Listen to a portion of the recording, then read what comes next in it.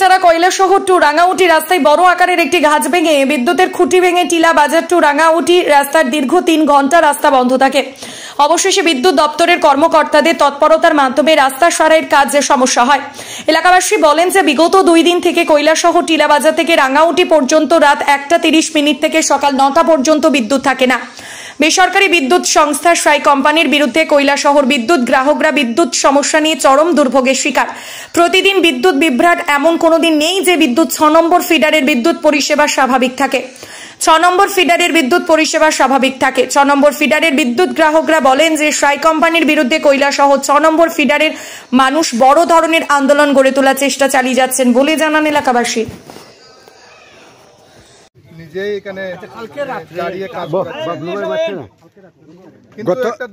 গত পরশুদিন রাত্রে 1:25 বা কালকে রাত্রে 1টার সময় বিদ্যুৎ যাওয়ার কারণটি কি বলতে পারেন? এটা কিন্তু এখন পর্যন্ত আমরা জানতে পারিনি। খুদ ইঞ্জিনিয়ার বাবু এসেছেন, উনি জানতে পারেননি। আমাদের টিলা বাজারে যে কর্মচারীরা আছেন ওনারাও বলতে পারছেন না কেন কারেন্ট গিয়েছে।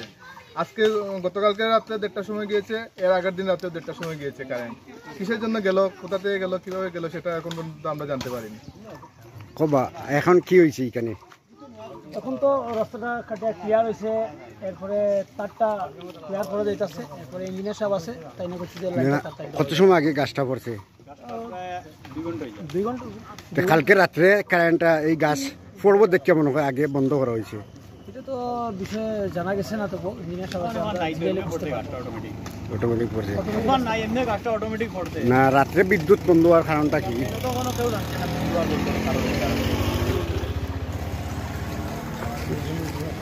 বিদ্যুৎ নাই, বিদ্যুৎ নাই। আমার বাড়ি তো আজ 5 দিন থাকি নাই। 5 দিন থাকি আমার লাইন নাই। পরে সাই কোম্পানি যারা আইছে আইয়া মোটামুটি একটা 8টা লাইন সব তোমার যতটা ফিটার আছে সবটি একটা করে দিয়েছে। ফ্যানও ঘুরায় না, বাতিও চলে না, তোমার পানিও তোলা যান না, মানে অসুবিধা ভুগতে আছে। আজকে 5 দিন যাব, কালকে রাত্রেও ছিল না, আজকে রাত্রেও ছিল না। ডেইলি এভাবে মানুষ হয়রানির শিকার হচ্ছে। সাই কোম্পানির বিরুদ্ধে আমাদের বিভিন্ন অভিযোগ রয়েছে।